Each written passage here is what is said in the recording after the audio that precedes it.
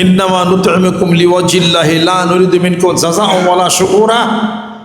তোমাকে খাওয়াই, তোমাকে এন্টারটেইনমেন্ট করলাম একমাত্র আল্লাহ আল্লাহ রাসূলের জন্য, আল্লাহর উদ্দেশ্যে, দুনিয়ার কোনো উদ্দেশ্যে না। এবং তুমি আমাকে ভালো বলবে সেজন্যও না, তুমি আমাকে শুকরিয়া আদায় করবে সেজন্যও না, আল্লাহর জন্যে, যেটার কোনো প্রতিদান তোমার কাছে চাই না, একমাত্র আল্লাহ প্রতিদান দেবেন। যেরকম সুবহানাল্লাহ। হাসরের ময়দানে আল্লাহ পাক বলবেন একজনকে, তোমাকে টাকা দিছিলাম, তোমাকে পয়সা দিছিলাম, এগুলো তুমি কোন কাজে খরচ করছো? ওই লোকটি বলবে, আমি এগুলো গরিবদেরকে দিছি, কাপড় কিনা দিছি, ব্রিজ বানাইছি, কালভার্ট বানাইছি, অনেক সমাজের অনেক কাজ আমি করছি, আপনি যা বলছেন। আল্লাহ পাক বলেন, তুমি তো মিথ্যা কথা বলতেছো। তখন ওই লোকটি বলবে, কেন? এটা তো আমলনামায় লেখা আছে। আল্লাহ পাক বলেন, তুমি ব্রিজ বানাইছো, মানুষে তোমাকে বড় বলবে। তুমি মানুষকে দান করেছ, কাপড় চোপড় দিছো গরিব মানুষদেরকে, মানুষ তোমাকে ভালো বলবে, তুমি দানবীর, তুমি এলাকার জনহিতকর কাজ তুমি করো। এই সমস্ত কারণের জন্যে আজকে তোমার ইবাদত বন্দেগী যা আছে সব বরবাদ হয়ে যাবে। এজন্য সূরাতুদ দাহরের মধ্যে আল্লাহ পাক ঘোষণা করেন, ইন্নামা নুতইমুকুম লিওয়াজিল্লাহি লা নুরিদু মিনকুম জাযাআন ওয়ালা শুকুরা। যেরকম সুবহানাল্লাহ।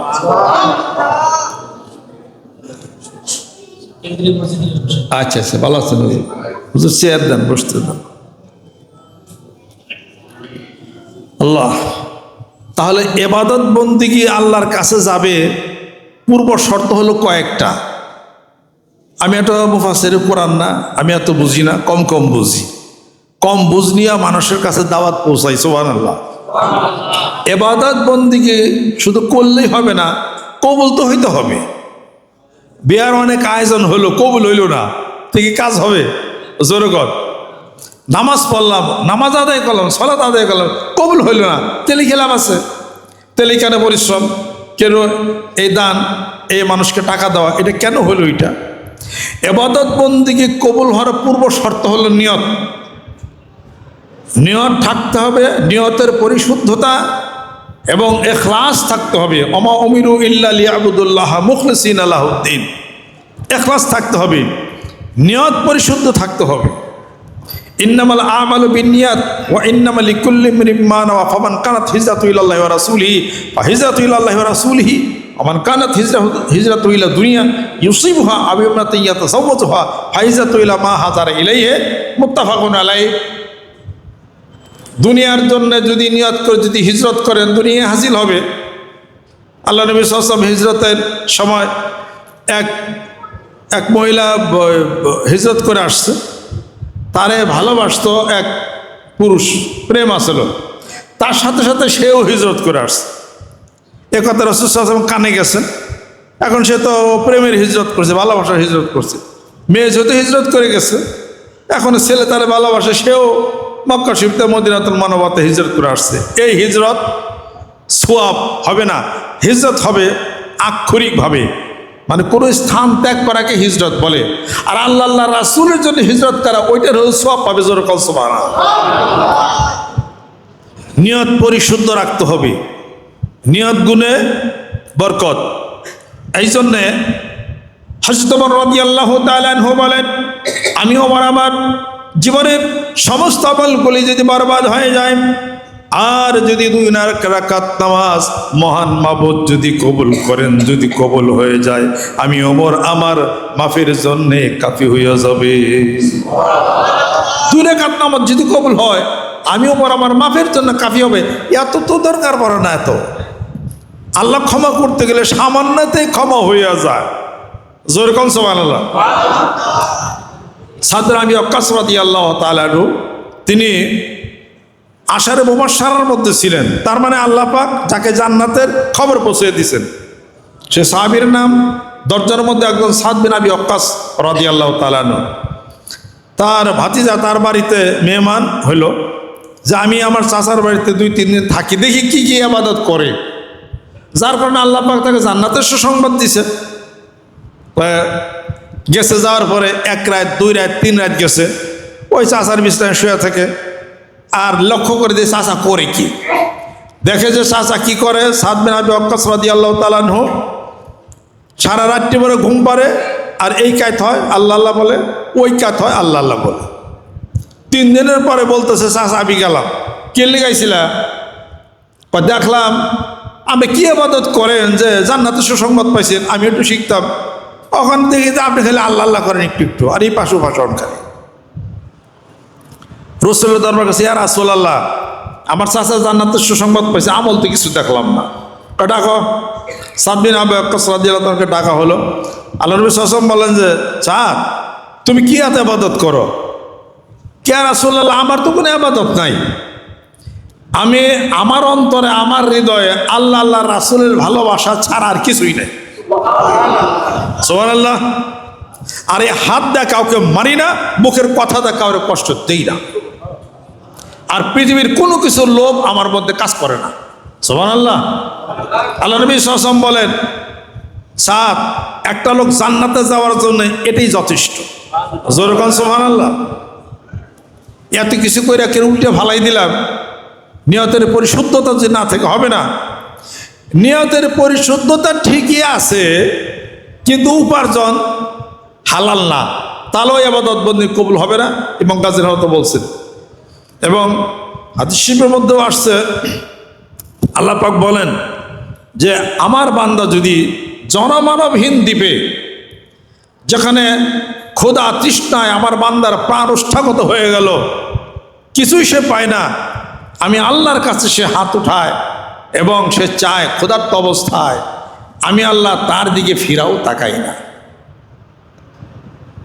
আল্লাহ পাক বলেন যে আমার বান্দার, এই বান্দার উপার্জন হারাম, সে যদি মরুদ্বীপের মধ্যে যদি মরেও যায়, আমি আল্লাহর কিছু যায় আসে না, আল্লাহ তার দিকে তাকানি না। উপার্জন হালাল নাই, উপার্জন হলো হারাম।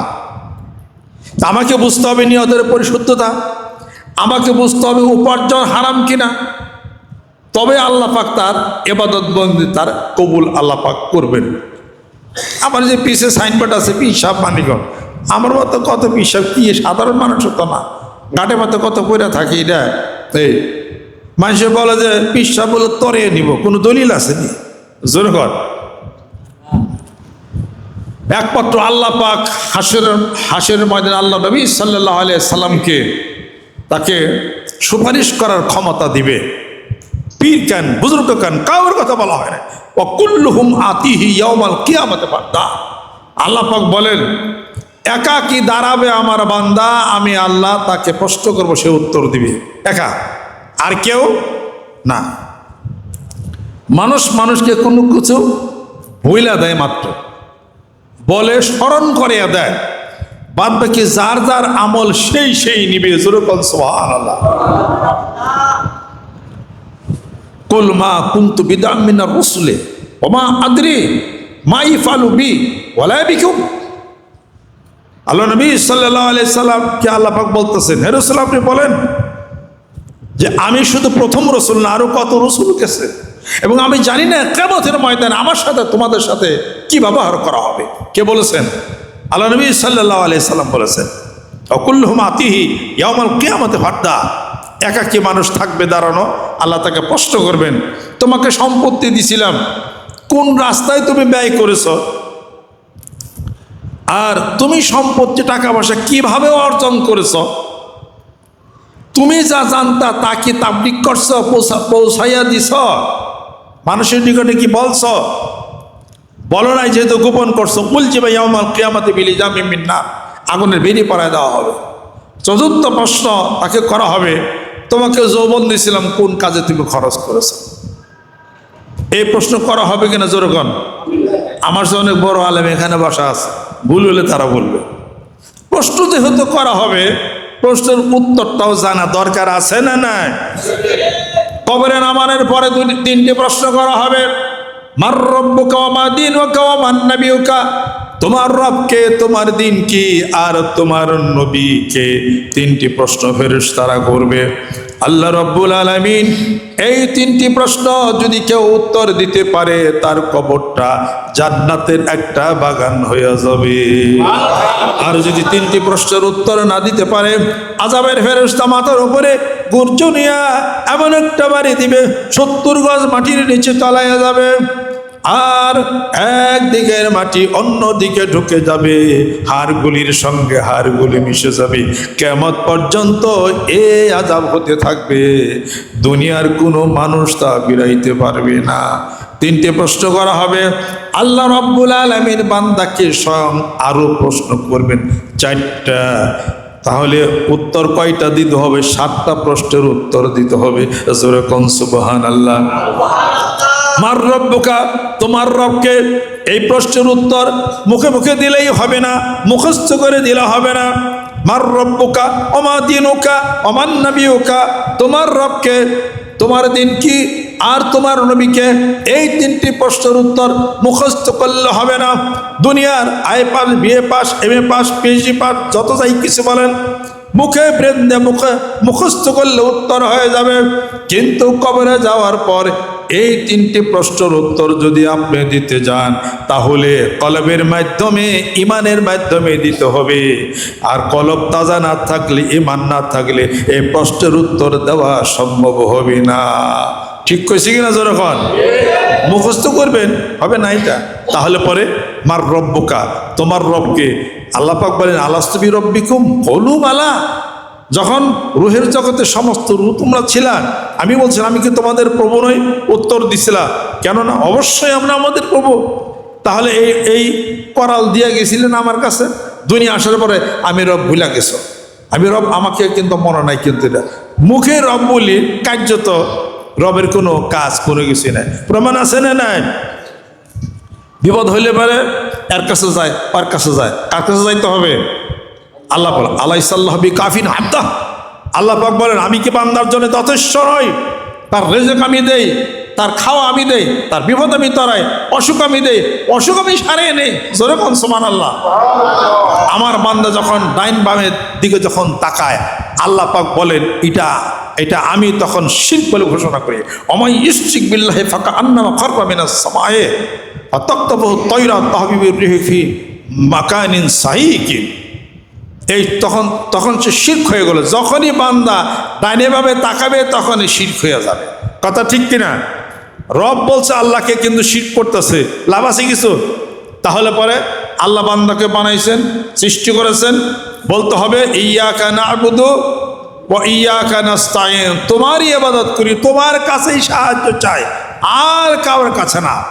তোমার কাছে মাথা নত করি, তোমার কুদরতে পায়ের মধ্যে সাজদা অবনত হয়ে যায়। এই পবিত্র কপালখানা আল্লাহ তুমি ছাড়া পৃথিবীর কোনো মানুষের পায়ের মধ্যে যাবে না। যেরকম ঠিক কিনা? কার কাছে যাবে না, কোনো শিরক হবে না। তবেই ইমান যদি তাজা থাকে, আল্লাহ আল্লাহ যদি জিকির করেন আল্লাহ আল্লাহ আল্লাহ, তাহলে নূর ভিতরে ঢুকতে থাকবে।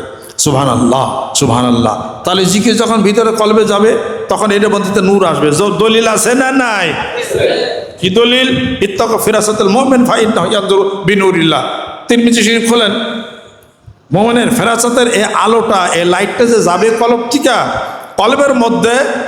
কলবের মধ্যে শয়তান ওয়াসওয়াসা দেয়, বৈশা রয়েছে, সব সময় ওয়াসওয়াসা খালি দিতে থাকে। 1 নম্বর ওয়াসওয়াসা দেয় ধনী মানুষদেরকে। কি ওয়াসওয়াসা দেয়? আশ-শাইতান ইয়াইদুকুমুল ফাকরা ওয়া ইয়া'মুরুকুম বিল ফাহশাই ওয়াল্লাহু ইয়া'দুকুম মাগফিরাতাম মিনহু ওয়া ফাদলান। যেরকম সুবহানাল্লাহ। শয়তান বলে মসজিদে টাকা দিও না, মাদ্রাসায় টাকা দিও না, একটা মাহফিল হইতেছে, চান্দা চাইছে 500 টাকা দিও না, 20 টাকা দাও, এত টাকা দাও কি করবে না, গরিব হয়ে যাইবা। গরিব হওয়ার ধোঁকা শয়তানে দেয়। আর আল্লাহ বলেন আল্লাহ বলতেছেন যে আমি তোমাকে আবার ফজল ও করমের দিকে আমি প্রধাবিত করি। জোরে কল সুবহানাল্লাহ। গরিব হবি না, আরো ধনী হয়ে যাবি। জোরে কল সুবহানাল্লাহ। ওয়া তারযুকু মান তাশাউ বিগাইরি হিসাব। আল্লাহ পাক বলেন আমার অফুরন্ত রিজিকের ভান্ডার থেকে বান্দা তোর হাতকে পরিপূর্ণ করে দেব। জোরে জোরে কোন সুবহানাল্লাহ। তাহলে প্রশ্ন কয়টা? হিসাব কয়টা? 7টা। হিসাব 7টা। 7টা হিসাব দিতে হবে, প্রস্তুত হইতে হবে। প্রস্তুত হইতে হবে। প্রস্তুত হবে কোন সময়? 70 বছর বয়সে, এখন মরার সময় হয়েছে, এখন তাড়াতাড়ি তোমার দিল্লা করে সব কিছু করে এখন প্রস্তুত হয়ে যাবো। এটা কোনো ডকুমেন্ট আছে? 40 বছরের জুয়ান মানুষ মারা যায়, 90 বছরের বুড়া মানুষ বাইসা যায়। কথা ঠিক কিনা? মরণ কবে হবে তা জানে কারা? এই কেন জানেননি আপনারা? তাহলে আমি জানিনি মরণ কবে হবে। কবে মরণ হবে, মৃত্যু হবে, পৃথিবীর কেউ জানে না। কেউ জানে না। আপনারা জানেন না, আমি জানি না। আল্লাহ পাক বলেন, ইন্নাল্লাহা ইনদাহু ইলমুস সাআ ওয়া ইউনাজ্জিলুল গায়সা ওয়া ইয়ালামু মা ফিল আরহাম ওয়া মা তাদরি নাফসুম মাযা তাকসিবু গাদান ওয়া মা তাদরি নাফসুম বিআইয়ি আরদিন তামুত ইন্নাল্লাহা আলিমুন খাবীর। আল্লাহ পাক বলেন কিয়ামত কবে হবে কেউ জানে না পৃথিবীর। আল্লাহ পাক বলেন আমি আল্লাহ জানি। জোরে কোন সুবহানাল্লাহ। কিয়ামত কবে হবে কেউ জানে না পৃথিবীর, আমি আল্লাহ রাব্বুল আলামিন জানি। আর বৃষ্টি কোন সময় হবে কেউ জানে না। আগামী দিন সকালবেলা তোমার ভাগ্য কি, তুমি উপার্জন করবে কি, তুমি খাবে কি, পৃথিবীর কেউ জানে না, আমি আল্লাহ পাক জানি। আর মায়ের পেটের গভীর অন্ধকারে কি আছে কেউ জানে না, আমি আল্লাহ জানি। আর পৃথিবীর কোন জায়গায় তোমার মৃত্যু হবে পৃথিবীর কেউ জানে না। আল্লাহ পাক বলে তোমার মরণের খবর আমি আল্লাহ ভালো জানি। জোরে কন্যা সুবহানাল্লাহ। কে জানেন? জোরে কন। আল্লাহ জানেন। তাই যদি জানেন তাহলে repent and reform for tomorrow it may be too late. Repent and reform for tomorrow it may be too late. Why don't you test the validity of this theme till now? There is no doubt in this Holy Quran. This is the book of absolute from high. এ কোরআন সত্য। কোরআন আল্লাহ পাক যা বলছেন তা সত্য। ইজা যা আজালুন লা ইস্তাগফিরু সাআতা ওয়া লা ইস্তাকদিমুন। মৃত্যু যখন আসবে 1 ঘন্টা পরেও না, 1 ঘন্টা আগেও না। জোরে কোন সুবহানাল্লাহ। এবার এখন সময় গুনেন। একটা সময় গুনতে পারেন।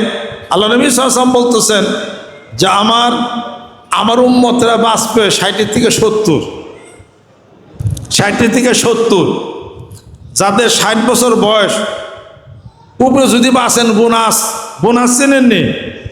মোর চিনি এর কয় বছর খালি বেশি বাঁচতেছেন। যেমন আমার কথা বলি, মরছি আমি 2 বছর বেশি বাঁচতেছে। আমার 62 বছর বয়স। আমার বয়স মানে আই এম 62 ওল্ড নাও। 65 বছর বয়স। এই 60 বছর কেমন করে has gone away from my life in the twinkling of an eye. চোখের পলকে এটা চলে গেল। It would not come to me. এটা তো আর ঘুরে আসবে না। ইট has gone away. এটা তো জনের মতো চলে গেল, এটা ফিরে আনা যাবে না।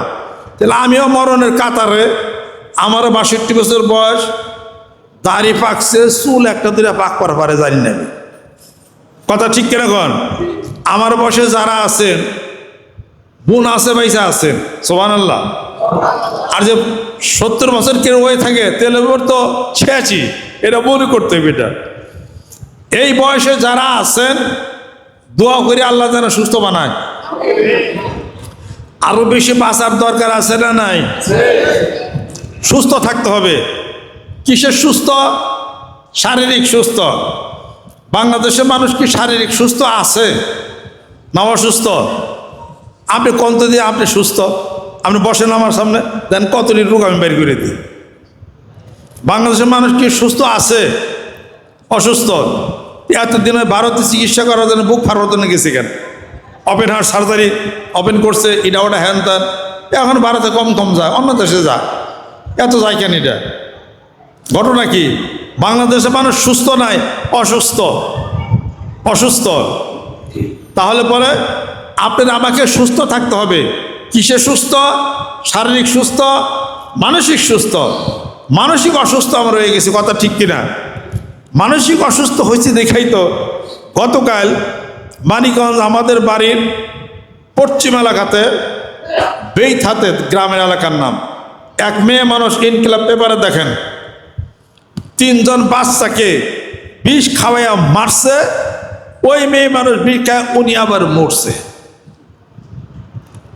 মারছে, খুনের দায় হয়েছে, মরছে, আত্মহত্যা হয়েছে, ডবল মার্ডার হয়েছে কিনা, কি অবস্থা। আমি বইটই বইরা অনেক চেষ্টা তদবির করছি বিশ্ববিদ্যালয়ে পিএইচডি ডিগ্রি করার পরে, একটা মেয়ে মানুষ কোন দুঃখে হে মরে মরুক, তার কুলের বাচ্চাটারে মারে কে, এইটাই তো আমি তথ্য তালাশ করে পাইলাম না, এটা আজ পর্যন্ত পাইলাম না। মেয়েদের কাছে জিজ্ঞাসা করা দরকার, কথা ঠিক কিনা। কার কাছে জিজ্ঞাইবেন? যারা জিজ্ঞাবেন হাতে নিজেই মরছে। কেন আমার বিবির কাছে জিজ্ঞাসা করলাম, হ্যাঁ আমি বিবিকে মানুষ মারছে, তা তো মারে নাই, হে কবো কেমনি কেরা? যে মারতে গেছিল, মারতে যায় নিজে মরতে যায় মরে নাই, তারে জিজ্ঞাসা করার কাম। যে তুই যে মরবার যা মরস নাই, বিষ খাইয়া অর্ধেক মরছিল, হাসপাতালে তরে বাঁচিয়ে আনলাম, কষি দিয়ে তুই মারার পরেও হের মারছিলি কেন? তো এসে কয়েরবো, কথা ঠিক কিনা। তাহলে কি আমরা জ্ঞানে সুস্থ আছি? জনগণ জ্ঞানে সুস্থ আছি? সুস্থ নাই।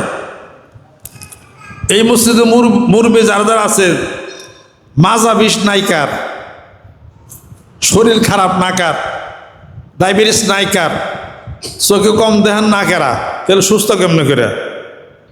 আমরা জ্ঞানে অসুস্থ হয়ে গেছি, শারীরিক অসুস্থ হয়েছি, গড়ে আমাদের হায়াত কিছু বাড়লেও গড়ে আমরা অসুস্থ হয়ে গেছি। জাপানের চেয়ে অসুস্থ মানুষ আমরা, নিয়ম জানি না, কায়দা কানুন জানি না। আমি একজনকে দেখলাম মরা মুরগি ফালাই দেওয়া হয়েছে, সেই মুরগি নিয়ে জব করে খাইছে, অথচ সাপ হলো হারাম। আমার পুকুরে কিছু মাছ উঠছিল, পুইলা উঠছিল, এটা তো খাওয়া হারাম। আমি আবার না গাড়ি এটা ফালাই দিছি, এটা কয়জন নিয়ে আবার গেছে গা, দুরারোগ্য ব্যাধি হবে, ক্যান্সার তার হতে পারে এটা। তাহলে খাওয়ার নিয়মও তো আমরা জানি না। জ্ঞানে অসুস্থ, শারীরিক অসুস্থ, পরিবেশের অসুস্থ, নিরাপত্তার অসুস্থ। নিরাপত্তা আসেনি, নিরাপত্তা নাই। সাইকেল থুবেন, নামাজ পড়তে গেছেন, আইসা সাইকেল নাই। রেজিস্টার বিল্ডিং, বিশ্ববিদ্যালয়, ইউনিভার্সিটিতে আমি গেছি, ওখানে এক লোক গাড়ি রেখে কাগজপত্র গেছে, ঢাকা বিশ্ববিদ্যালয় রেজিস্টার বিল্ডিংয়ের সামনে থেকে এক প্রাইভেট কার চুরি করে লয়ে গেছে। বিপরীতে আমি 4 বার গেছি হলো সিঙ্গাপুরে, বড় বড় দামি দামি গাড়ি, 88 ওয়াইন রোড, আমি ওখানে ছিলাম, বাইরে দামি দামি গাড়ি রয়েছে। তা আমি জিজ্ঞাসা করলাম, এই গাড়িগুলি মানুষের চুরি নেওয়া যাবে না? একটা গাড়িও নেবে না। এত দামি গাড়ি নাই না, আমাকে সাইকেল চুরি লয়ে যায় গাড়িটা, কারণ কি? তাহলে নিরাপত্তা যদি থাকতো আরো ভালো হইতে কিনা। সিঙ্গাপুরের গভর্নমেন্ট নিরাপত্তা দেয়, মানুষকে সম্মান দেয়, পুলিশরা রাত্রিতে বৈশা থাকলে বাড়িতে না গায়ে দেয়। এই জন্য সারা বিশ্বের মানুষ এই নিরাপত্তার জন্য সিঙ্গাপুরে এত ব্যবসা বাণিজ্য হয়, কথা ঠিক কিনা। বাংলাদেশি নিরাপত্তা করেন, আপনার বাড়ি নিরাপত্তা করেন, তাহলে পরে দেশের বহু উন্নতি হবে। যেরকম সুবহানাল্লাহ। তাহলে পরে অন্তরের সুস্থতার দরকার আছে না নাই? অন্তর মানে কি? কলব। কলবের সুস্থতার দরকার আছে না নাই? পীর সাহেবরা জিকির করে, পীর সাহেবরা জিকির করে না। জিকিরের কথা আল্লাহ পাক বলে, কিভাবে বলেন? আল্লাযীনা ইয়াযকুরুনাল্লাহা কিয়ামান ওয়া কুউদান ওয়া আলা জুনুবিহিম ওয়া ইয়াতাফাক্কারুনা ফি খালকিস সামাওয়াতি ওয়াল আরদ। আরে যারা দাঁড়ায়া দাঁড়ায়া জিকির করে, সুবহানাল্লাহ, আমি বলি না, কোরআনে বলে। যারা বসে বসে জিকির করে, সুবহানাল্লাহ।